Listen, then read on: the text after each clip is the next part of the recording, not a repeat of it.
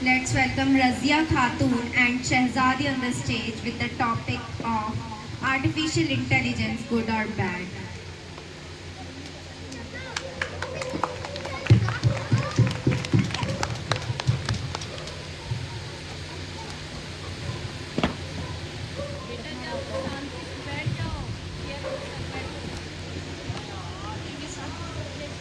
Good afternoon, ladies and gentlemen. I am Shazali.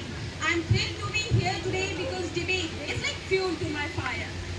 जैसे कि आप सभी जानते हैं कि ये डिबेट हिंदी में होने वाली है, so that parents can easily understand because Hindi एक ऐसी लैंग्वेज है जो दिल से निकलकर समझने वालों के दिल तक पहुंचती है. So let's have an amazing debate. Good afternoon, I am Razia. I am here to against of the topic Artificial Intelligence. इसका नाम सुनकर आपके ख्यालों में क्या आता है? Self driving cars, chat GPT, robot या एआई क्रिएटेड इमेजेस? ये सब तो इसके आउटपुट्स हैं. आर्टिफिशियल इंटेलिजेंस एक ऐसी स्मार्ट मशीन है जो किसी भी ह्यूमन की तरह डिसीजन ले सकती है, सोच सकती है और किसी भी चीज़ को जज कर सकती है. इसी में बेस आज हमारा टॉपिक है artificial intelligence is more than good और bad. According to me, artificial intelligence is bad because risk of unemployment increase होगा. ऑलरेडी इंडिया में 41% अनएम्प्लॉयमेंट पीपल रह रहे हैं. इस वजह से एआई आने के बाद 47% वाइट कॉलर जॉब जो कि छिन जाएगी. इसके बाद ब्लू कॉलर जॉब जाएगी, जिसका एग्जाम्पल हम राइट नाउ ही देख सकते हैं.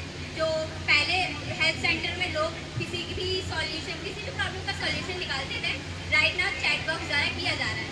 तो what do you think about that? My dear, artificial intelligence एक मोस्ट पॉपुलर टेक्नोलॉजी में से एक है. आपको पता है आज बाकी जॉब के कंपैरिजन में एआई जॉब कितनी ज़्यादा प्रॉमिसिंग है.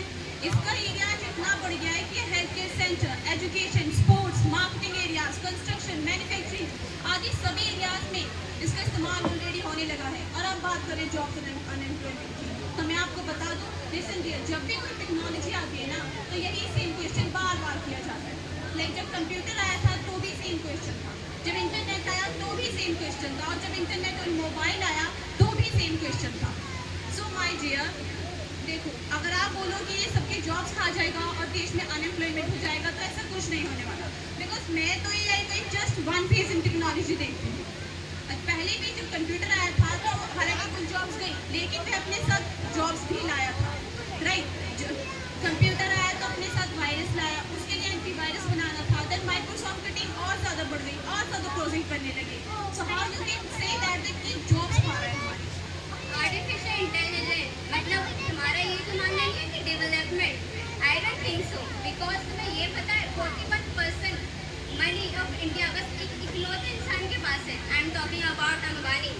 यहाँ पे अनएम्प्लॉयमेंट, गरीबी तो बहुत ही ज़्यादा है. अगर तुम एआई लाने की बात कर रही हो ना, अमीर और गरीब के बीच में जो खाई है ना वो और ज़्यादा डेवलप हो जाएगी. एआई आने के बाद फायदा तो होगा मगर अपर क्लास वालों को होगा. लोअर क्लास और मिडिल क्लास वाले जो लोग हैं ना वो हार्ड वर्क करते हैं, वो सॉफ्टवेयर इन सारी चीज़ों में नहीं फंसते. और इन सारी चीज़ों से उनको जो नुकसान होगा, what do you think, is it right? My dear, I respectfully disagree with you because as per your statement, क्या हमें जॉब्स के पीरियड से आर्टिफिशियल इंटेलिजेंस और बाकी तरह की टेक्नोलॉजी को डेवलप करना बंद कर देना चाहिए?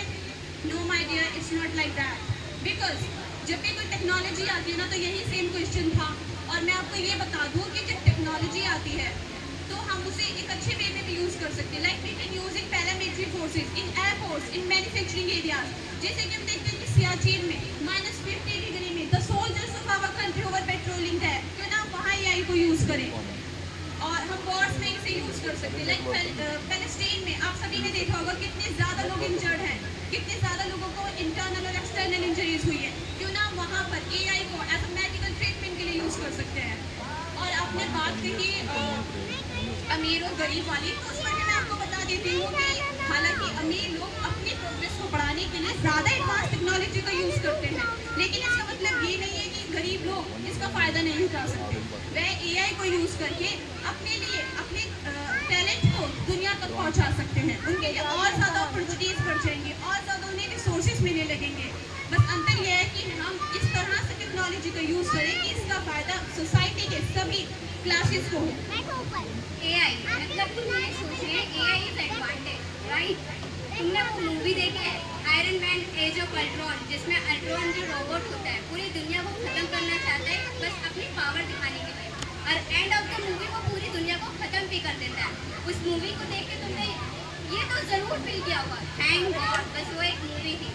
अगर मैं कहूँ कि ऐसे ही रियल लाइफ में भी ऐसे ही रोबोट पैदा हुए हैं या बने हैं, क्रिएट किए गए हैं। वीना 48 जो 2001 में बनाई गई थी मार्टिन द्वारा, उसने अपने इंटरव्यू में डायरेक्ट कहा था, अगर मेरे पास पावर हो, अगर मैं हैक कर पाई तो न्यूक्लियर वेपन्स को हैक करके पूरी पीपल्स को मैं गुलाम बनाना चाहती हूँ, right.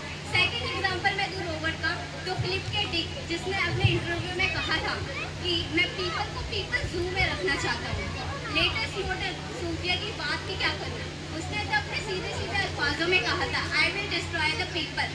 What do you think about that कि आर्टिफिशियल इंटेलिजेंस एडवांटेज ही दे रहा है, डिसएडवांटेज नहीं है उसके। My dear, why are you worried about it? We are the creators of artificial intelligence, not we are created by artificial intelligence.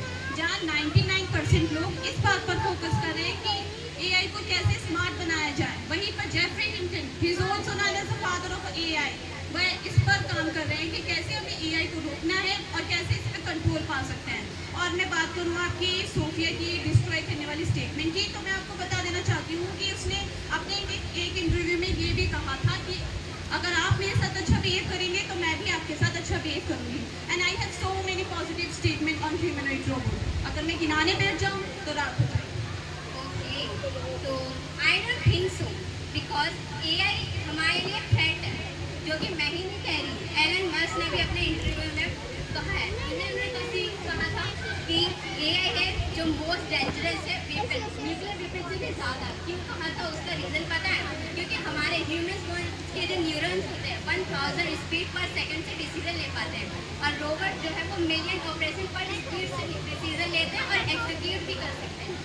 मतलब कि अगर हम कोई भी टास्क सीखते हैं या कुछ भी करते हैं, हमें 10 साल लग जाएंगे करने के लिए, और AI रोबोट को कुछ घंटों में कर देता है। मतलब ह्यूमन ब्रेनलेस है, मतलब उसके पास ब्रेन नहीं होता, डिसीजन नहीं ले सकता। इन फ्यूचर अगर सोचो, इसका एग्जाम्पल 2017 में भी हमें रिसीव हुआ था, जब गूगल ने अपना डीप माइंड अल्फागो इंट्रोड्यूस करा था। उस टाइम वर्ल्ड चैंपियन गो प्लेयर को उसने चुटकियों में हरा दिया था। उसमें कोई प्रोग्रामिंग नहीं थी गेम के रिगार्डिंग, बट उसने को भी हराया कैसे, इंटरनेट की वजह से। इंटरनेट पे आज A to Z हर चीज़ें रिसीव होती है, गुड और बैड, मतलब तुम भी पता होगा। A to Z इंजीनियर की किताबें, साइंस से रिलेटेड हर चीज़ रिसीव होता है। इन फ्यूचर अगर AI हमारे आउट ऑफ कंट्रोल जाता है, do you think we are prepared for that? AI को बिना रोक टोक बनाना मेरे हिसाब से एक राक्षस पैदा करना जैसा है, क्योंकि AI के पास कोई ब्रेन नहीं है, ब्रेनलेस है। हम लेजीनेस की ओर जा रहे हैं, रिस्क ऑफ अनएम्प्लॉयमेंट तो वैसे ही इंक्रीज हो रहा है। माय डियर, मुझे लगता है कि आप एलन मस्क को कुछ ज़्यादा ही देखते हो, तो उसके इंटरव्यू पर थोड़ा और रिसर्च किया होता तो आपको पता चलता है कि एलन मस्क ने अपने एक इंटरव्यू में ये भी कहा था कि अगर मैं इस टेक्नोलॉजी को नहीं लाता तो कोई और ही ले आता। हालांकि ये तो आनी ही थी। और बात रही आपके वर्ल्ड चैंपियन वाली एग्जाम्पल की, तो मैं आपको बता देना चाहती हूँ कि इस तरह की एडवांस टेक्नोलॉजी के इन्वेंशन का मकसद यही है कि वे हमारी सोच से भी बढ़कर काम कर सके, वो हमारी इस तरह की प्रॉब्लम्स को सोल्व कर सके जो ह्यूमंस भी नहीं कर सकते, राइट। और लाइक सीरियसली राक्षस पैदा कर रहे हैं। नो माय डियर, मैं आपको बताना चाहती हूँ कि AI के डेवलपमेंट में हम कुछ रूल्स फॉलो करते हैं, like we are following the safety protocols and ethical guidelines. और आखिर कब तक हम यूं ही टेक्नोलॉजी को दोष देते रहेंगे? ये हम ही हैं जो टेक्नोलॉजी को अपने लिए हार्मफुल और बेनिफिशियल बनाते हैं। इट्स अप टू यू कि आप कैसे किस टेक्नोलॉजी को किस वे में यूज़ करते हैं, क्योंकि कभी भी कोई टेक्नोलॉजी आके हमसे ये नहीं कहती कि मुझे नेगेटिव वे में यूज़ करो या मुझे पॉजिटिव वे में यूज़ करो। इट्स अप टू यू, आप मानो या ना मानो, AI is the future, mark my word, that's it. Thank you for listening to us. Thank you so much everyone for listening to us. Have a nice day.